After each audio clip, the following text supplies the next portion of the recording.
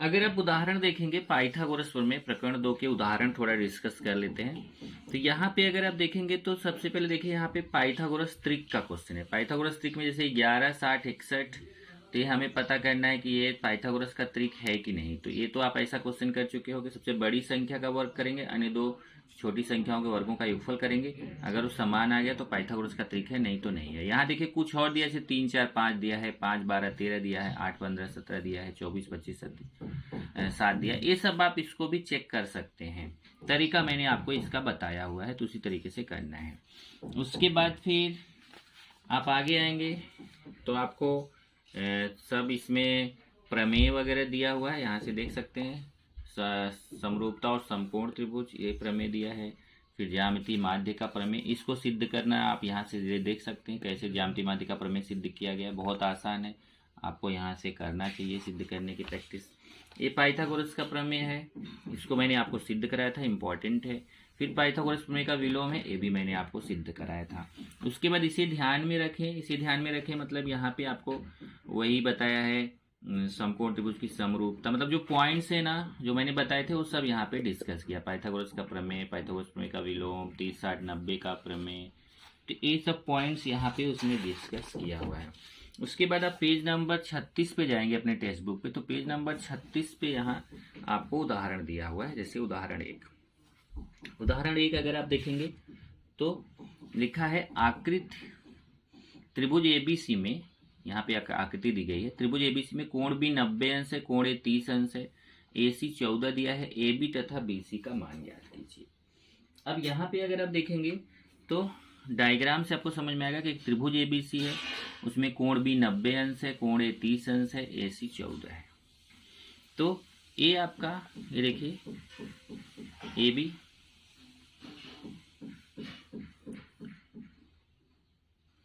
मतलब ये त्रिभुज हो गया एबीसी। इसमें देखिए यहाँ पे बी पे 90 अंश का कोण है और कोण ए 30 अंश दिया है। देखो कोण ए कितना 30 अंश, तो कोण ए 30 अंश है।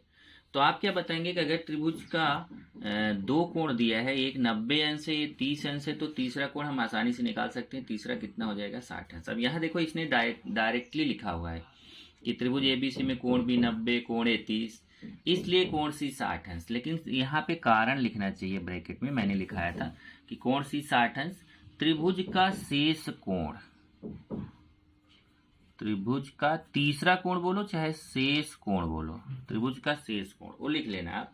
मैं बोल दिया हूँ त्रिभुज का शेष कोण अपने टेक्स्ट बुक में लिखो। उसके बाद देखो एक 30 हो गया, एक 60 हो गया, एक 90 हो गया, तो यहाँ 30 अंश 60 अंश 90 अंश त्रिभुज का प्रमेय लगाएंगे। 30 अंश 60 अंश 90 अंश त्रिभुज के प्रमेय से हम जानते हैं 30 अंश की सम्मुख भुजा कर्ण की आधी होती है। देखिए 30 अंश है यहाँ पे ना कोण ए, इसके सामने की भुजा बीसी जो होगी वो कर्ण एसी की आधी होगी, मतलब बीसी बराबर 1/2 गुणे एसी। अब बेस्ट होगा अगर यहाँ आप एक लाइन बढ़ाओ कि लिखो 30 अंश की सम्मुख भुजा बराबर 1/2 गुणे कर्ण। ओके, तो यहाँ इसने डायरेक्ट किया हुआ है, बीसी बराबर 1/2 गुणे एसी। एसी का मान देखो 14 दिया है, तो एसी की जगह 14 रख दिया, 2 सत्ते 14, बीसी का मान 7 आ जाएगा। फिर आप देखेंगे 60 अंश की सम्मुख भुजा ए बी है। अब 60 अंश की सम्मुख भुजा ए बी निकालना है, तो क्या सूत्र होता है 60 अंश की सम्मुख भुजा का, करणी में 3/2 गुणे कर्ण, करणी में 3/2 गुणे कर्ण। तो करणी में 3/2, यहाँ पे देखो आप चाहो ये वही मैं बता रहा था, जैसे यहाँ एक स्टेप बढ़ाओगे तो बढ़िया रहेगा। जैसे लिखो 60 अंश की सम्मुख भुजा बराबर, 60 अंश की सम्मुख भुजा बराबर करणी में 3/2 गुणे कर्ण। तब आप ऐसा लिखोगे ए बी बराबर, क्योंकि 60 अंश की सम्मुख भुजा कौन है, देखो 60 अंश की सम्मुख भुजा कौन है, ए बी। ए बी बराबर करणी में 3/2 गुणे कर्ण, कर्ण कौन है, एसी। एसी का मान 14 दिया, 14 रख दिया, 2 सत्ते 14, 7 करणी में 3 आ जाएगा। तो इस तरीके से ए बी का मान 7 करणी में 3 आ गया और बीसी का मान 7 आ गया। यही दो चीज आपको निकालना था, देखो ए बी और बीसी। 30, 60, 90 का प्रमेय। उदाहरण 2 देखेंगे तो उदाहरण 2 क्या है, आकृति जो बनी है उसमें त्रिभुज एबीसी में एडी लंब है बीसी पे, कोण सी 45 अंश है, बीडी 5 है, एसी 8 करणी में 2 है, तो एडी और बीसी का मान निकालना है। यहाँ देखिए ये डायग्राम है, यहाँ एबीसी त्रिभुज है, इस एबीसी त्रिभुज में एडी जो है वह, सॉरी एबीसी त्रिभुज है, एबीसी त्रिभुज में एडी जो है वह बीसी पर लंब है। यहाँ से देखिए ये त्रिभुज एबीसी है, इसमें एडी जो है वह बीसी पर लंब है। त्रिभुज एबीसी में रेख एडी बीसी पर लंब है, तो एडी जो है वह बीसी पर लंब है। और कोण सी दिया है 45 अंश, BD दिया है 5। अब देखिए कोण C कितना दिया है, यहाँ से कोण C 45 अंश दिया है, और BD, ये BD मतलब क्यों ले, ये दिया है 5, और AC दिया है 8 करणी में 2। तो हमें AD निकालना है और BC, AD निकालना है और ये पूरा BC निकालना है। तो हम आसानी से निकाल सकते हैं। देखिए त्रिभुज ADC में आएंगे, सबसे पहले त्रिभुज ADC में ये आपका कोण ADC 90 अंश है। ये देखिए कोण ADC यहाँ 90 अंश दिया है, कोण C 45 अंश दिया है, यहाँ से कोण C कितना दिया है 45 अंश, और DAC 45 अंश। जब देखो ये 45 दिया है, 90 दिया, तो आप यहाँ पे 45 अंश, यहाँ पे भी लिखो आप ब्रैकेट में त्रिभुज का तीसरा कोण, मतलब अगर एक 90 है एक 45 है तो अपने आप 45 होगा, क्योंकि त्रिभुज के तीनों कोणों का योगफल कितना होता है 180। लेकिन वो नहीं लिखना है आपको, यहाँ लिखना है ब्रैकेट में त्रिभुज का शेष कोण या फिर त्रिभुज का तीसरा कोण। यहाँ पे भी आपको ब्रैकेट में कारण लिखना चाहिए। तब यहाँ देखिए 45 हो गया, 45 हो गया, ये 90 हो गया, तो त्रिभुज ADC में हम 45 45 90 त्रिभुज का प्रमेय लगा सकते हैं। 45 45 90 त्रिभुज का प्रमेय क्या होता है, 45 अंश की सम्मुख भुजा। अब देखो ये DC भी 45 अंश की सम्मुख भुजा है और AD भी 45 अंश की सम्मुख भुजा है, तो दोनों का मान समान होगा। तो यहाँ देखो लिख दिया AD बराबर DC बराबर क्या होता है, सूत्र क्या है 45 अंश की सम्मुख भुजा के 1 करणी में 2 गुणे कर्ण। अब देखो ये लोग बहुत ही शॉर्टकट करते हैं, ये बिल्कुल गलत तरीका है, लेकिन हम क्या कर सकते हैं, इनको कुछ नहीं बोल सकते। 1 करणी में 2 गुणे, डायरेक्ट 8 करणी में 2 लिख दिया। यहाँ लिखना चाहिए पहले 1 करणी में 2 गुणे कर्ण, फिर कर्ण कौन है AC, तब 1 करणी में 2 गुणे AC, तो AC का मान कितना है 8 करणी में 2, फिर करणी में 2 कट जाएगा, 8 1 के 8। तो इस तरीके से AD का मान भी 8 आ जाएगा, देखो AD का मान भी 8 आ जाएगा, DC का मान भी 8 आ जाएगा। अब देखो एक तो AD हमें निकालना था, AD का मान 8 आ गया। अब दूसरा DC का मान 8 आ गया। देखिए ये DC जो है ना, इसका मान 8 है। अब ये 5 और 8 जोड़ देंगे तो ये पूरा BC का मान 8 5 13 हो जाएगा। ये देखिए BC बराबर BD प्लस DC, 5 में 8 जोड़ेंगे तो 13 हो जाएगा। उदाहरण 3 देखेंगे। आकृति में कोण PQR 90 अंश दिया है। इधर देखिए ये त्रिभुज PQR में एक कोण Q 90 अंश दिया है और QN लंब है PR पे। उसके बाद PN दिया है 9, NR दिया है 16, तो हमें QN निकालना है। ये तो आपको आसानी से समझ में आ गया कि ज्यामितीय माध्य का प्रमेय लगाएंगे। ज्यामितीय माध्य का प्रमेय क्या है, देखो ज्यामितीय माध्य के प्रमेय से QN स्क्वायर बराबर, देखिए QN स्क्वायर बराबर PN गुणे NR, यही तो ज्यामितीय माध्य का प्रमेय है। QN स्क्वायर बराबर PN गुणे NR, वही देखो यहाँ पे लगाया। इसने एक स्टेप यहीं पे कर दिया, QN बराबर यहाँ से स्क्वायर हटाया तो करणी में चला गया।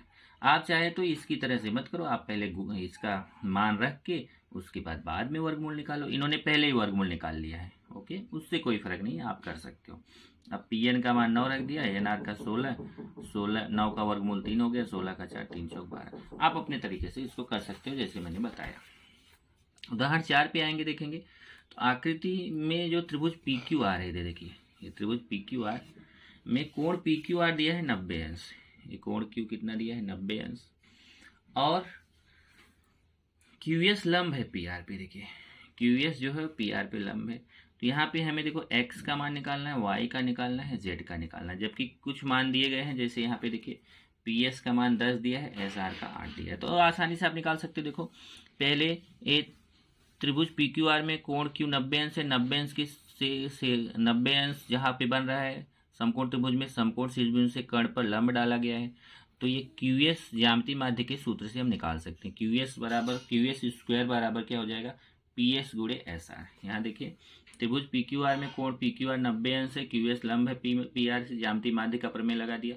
अब यहाँ डायरेक्ट उसने करणी वाला लगाया है, आप अपना स्क्वायर वाला लगा सकते हो, आपके ऊपर है, आप चाहे तो करणी वाला लगाओ। यहाँ से देखिए QS स्क्वायर बराबर होता है PS गुणे SR, तो यहाँ आप लिख सकते हो QS स्क्वायर बराबर PS गुणे SR।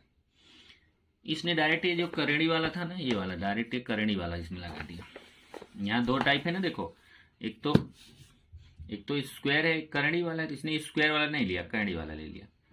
आपके ऊपर है, आपको बेटर होगा आप स्क्वायर वाला लो, बाकी ये भी सही है, नो प्रॉब्लम, ये भी आसानी से आ जाएगा। तो अब देखिए यहाँ पे PS का मान कितना है, देखो PS का 10 है, SR का 8 है, तो PS का 10 रख दिया, SR का 8। अब 10 8 80 होता है, फिर 80 का वर्गमूल। अब यहाँ ये क्या किया है, देखो पहले, अब ये सब करने की जरूरत नहीं है, आप डायरेक्ट जो है ना 80 लिखो, 80 का वर्गमूल 4 करणी में 5 लिखो, वो बेटर रहेगा। करणी में 80, करणी में 80 का वर्गमूल 4, करणी में 5। इनके तरीके से जाना चाहते हो तो इन्होंने क्या किया, पहले 10 को 5 गुणे 2 लिख दिया, फिर ये 5 गुणे 2 में 8 का गुणा 16, फिर 16 का वर्गमूल 4 होता है, 5 करणी में रह जाएगा। आपके ऊपर, आप जैसा लिखना चाहो।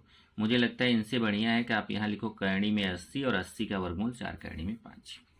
ओके, तो x का मान आपको मिल गया 4 करणी में 5। अब आप देखो एक बार यहाँ पे देखिए, यहाँ 90 है तो यहाँ पे भी 90 होगा, देखिए उगल कोण से। अब एक बार आपको क्या करना है, देखिए ये समकोण त्रिभुज लेना है PSQ, ये देखिए समकोण त्रिभुज है ना, यहाँ पाइथागोरस का प्रमेय लगा के z निकालना है, और एक बार फिर ये वाला नीचे वाला समकोण त्रिभुज लेना है QSR, यहाँ पे पाइथागोरस प्रमेय लगा के आपको ये y का मान निकालना है। वही देखो यहाँ किया है, एक बार QSR लिया, देखिए QSR मतलब नीचे वाला, इसमें पाइथागोरस का प्रमेय लगाएंगे, QR² बराबर QS² प्लस SR², देखिए QR² बराबर QS² प्लस SR²। अब यहाँ पे मान देखेंगे तो QS का मान जो x वाला मान है वही तो QS का है, 4 करणी में 5, तो 4 करणी में 5 का स्क्वायर। SR का 8 है देखो, तो SR का 8 का स्क्वायर। अब देखो 4 करणी में 5 का स्क्वायर कैसे करेंगे, बहुत लोगों को इसमें प्रॉब्लम आता है। 4 का स्क्वायर 16,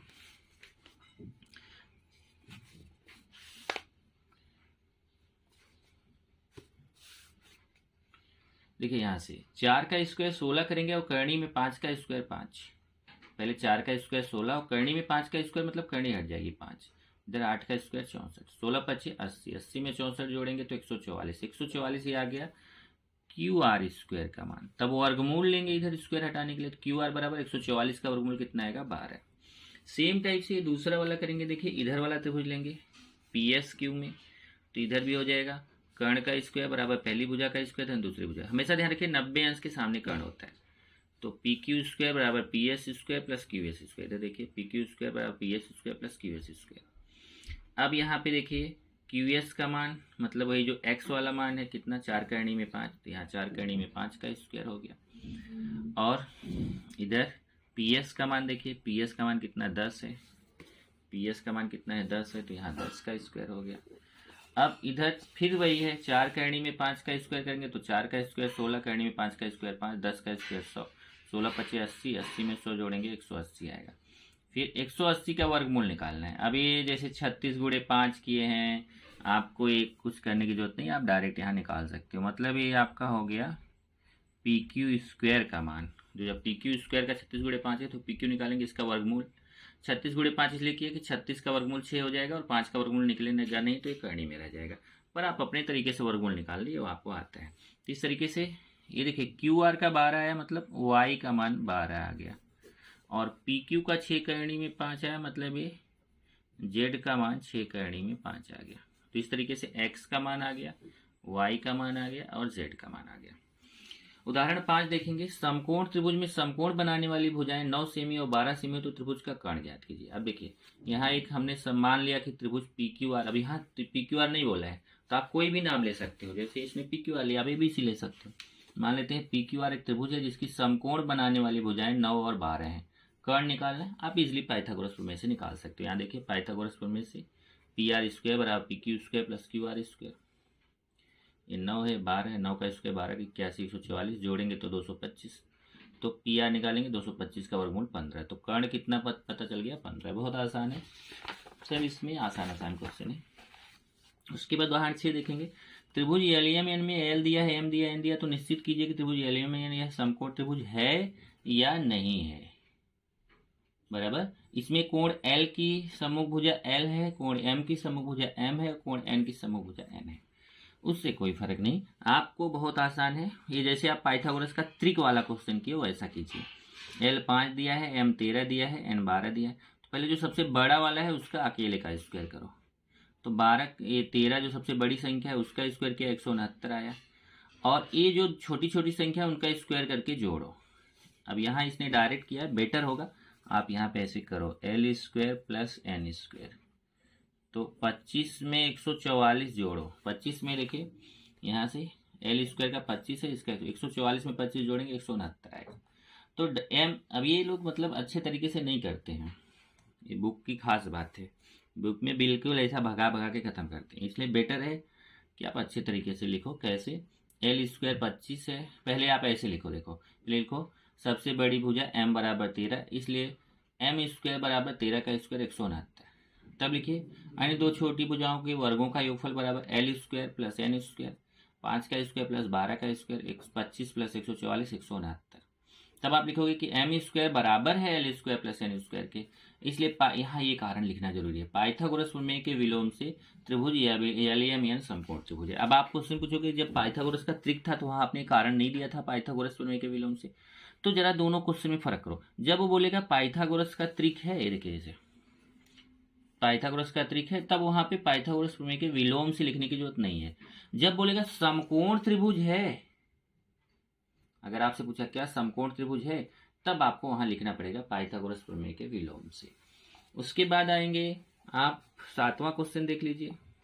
7वां क्वेश्चन, आकृति त्रिभुज एबीसी में एडी लंब है। देखिए ये त्रिभुज एबीसी है जिसमें एडी लंब है बीसी पर, सिद्ध करना है। देखिए सिद्ध करने वाला question, A B square plus C D square बराबर B D square plus C C, बहुत आसानी से सिद्ध किया गया। देखिए ये त्रिभुज ए डी सी, ये त्रिभुज ए डी सी यहाँ 90 अंश बन रहा है, तो यहाँ पाइथागोरस का प्रमेय लगा सकते हैं। कर्ण का स्क्वायर बराबर पहली भुजा का स्क्वायर धन दूसरी भुजा का स्क्वायर हो जाएगा ए सी स्क्वायर बराबर A D square plus D C square. देखिए ए सी स्क्वायर बराबर A D square plus C D square.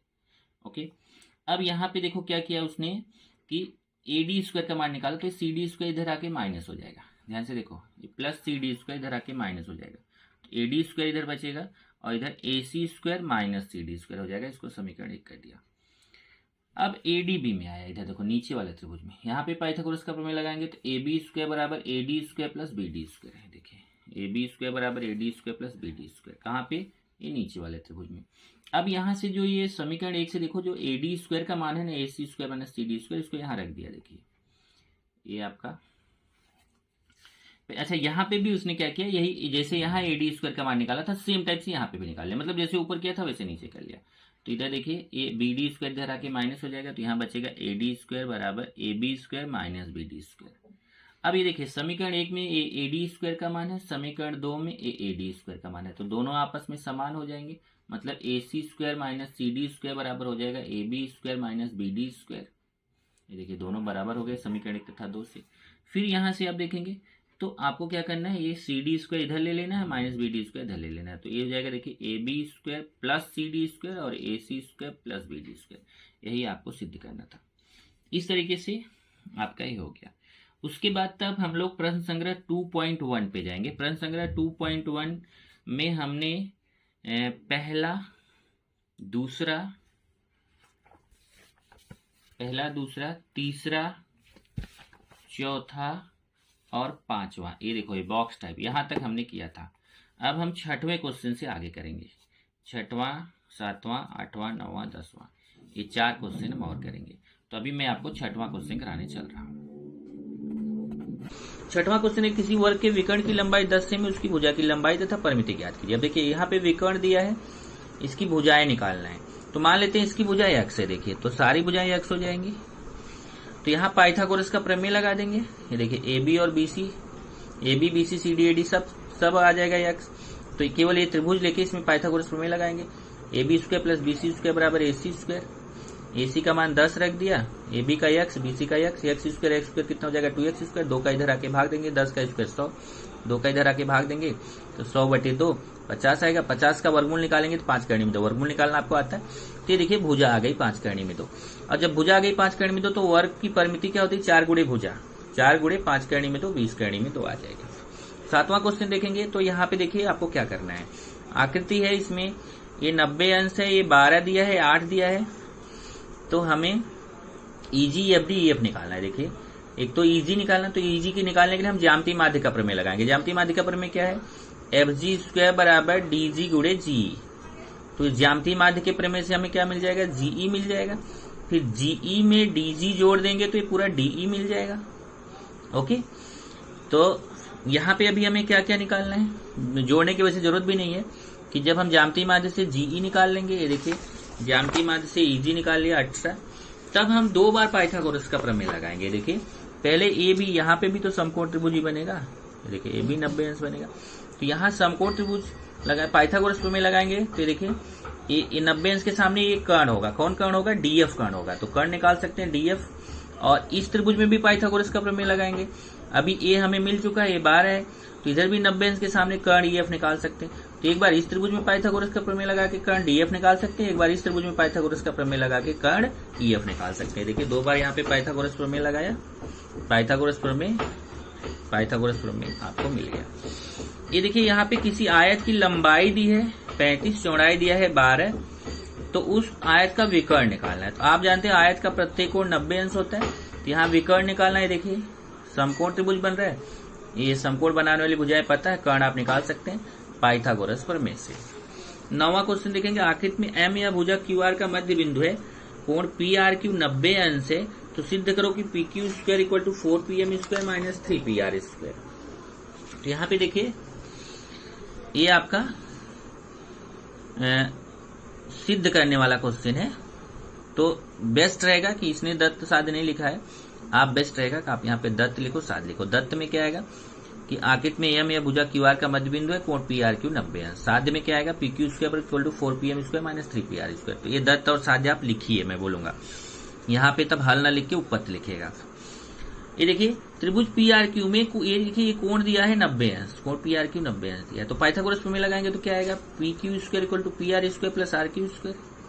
ये देखिए, और अगर त्रिभुज पी आर एम में आएंगे, ये छोटा त्रिभुज लेंगे पी आर एम, तो इसमें भी पाइथागोरस लगा सकते हैं, P M square equal to P R square plus R M square. Okay, अब यहाँ देखिए ये एम जो है ना मध्य बिंदु है, एम मध्य बिंदु है, तो हम क्या बोल सकते हैं, हम बोल सकते हैं कि आर एम जो होगा वो पूरे क्यू आर का आधा होगा, मतलब R M equal to Q R upon 2। ये देखिए R M equal to P, यहाँ पे लिखा P Q upon 2, P Q upon 2 कहाँ है जरा देखो, एम रेख पी क्यू का मध्य बिंदु है, यहाँ थोड़ा सा गलत किया है, एम रेख आर क्यू का मध्य बिंदु है, तो यहाँ जरा चेंज करेंगे हम, आर क्यू लिखना और यहाँ पे भी आर क्यू, ठीक है। ये देखिए आर क्यू का मध्य बिंदु, एम आर क्यू का मध्य बिंदु है, तो क्या लिख सकते हैं, R M equal to Q R upon 2। ये देखिए आर क्यू अपॉन 2। ओके, तो अब यही जो मान है आर एम का, इसमें समीकरण 2 में रख देंगे, तो ये हो जाएगा P M square equal to P R square plus R M की जगह पे क्या लिख सकते हैं, 1/2 आर क्यू, आर एम की जगह पे 1/2 आर क्यू, उसके ऊपर स्क्वायर, तो 1/2 का स्क्वायर 1/4, आर क्यू का स्क्वायर आर क्यू स्क्वायर, 4 से गुणा कर दो तो 4pm square equal to 4pr square plus R Q square हो जाएगा।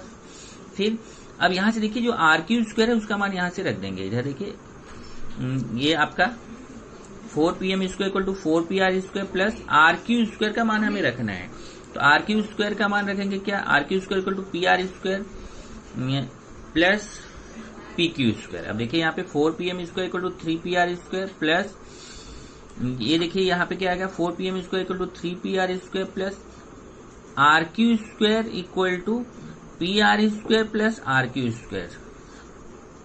चेक करते हैं जरा, आर क्यू स्क्वायर की जगह पे हम क्या लिख सकते हैं, यहां से देखिए समीकरण 1 से इसमें चेंज करते हैं, यहां से आर क्यू स्क्वायर बराबर हो जाएगा P Q square minus P R square. देखिए आर क्यू स्क्वायर की जगह P Q square minus P R square लिख सकते हैं, तो यहाँ पे देखिए आर क्यू स्क्वायर की जगह आप रख दो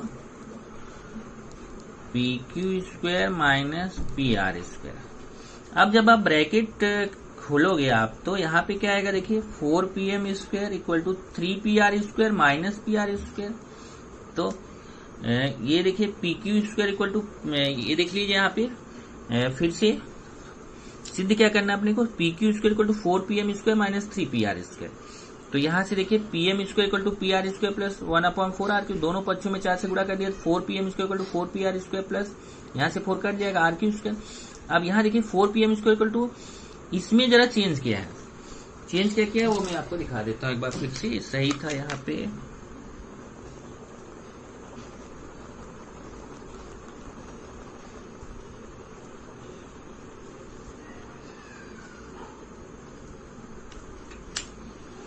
इधर देखिए, इधर मैं लिख दूंगा बाद में, इसने क्या किया, इधर 4pr स्क्वायर का 1pr स्क्वायर बाहर निकाल लिया, ध्यान से देखिए 4pr स्क्वायर में केवल यहाँ 3pr स्क्वायर लिखा और 1pr स्क्वायर यहाँ बाहर निकाल दिया, तो ये हो जाएगा pr square plus R Q square, ये दोनों को साथ मिल गया।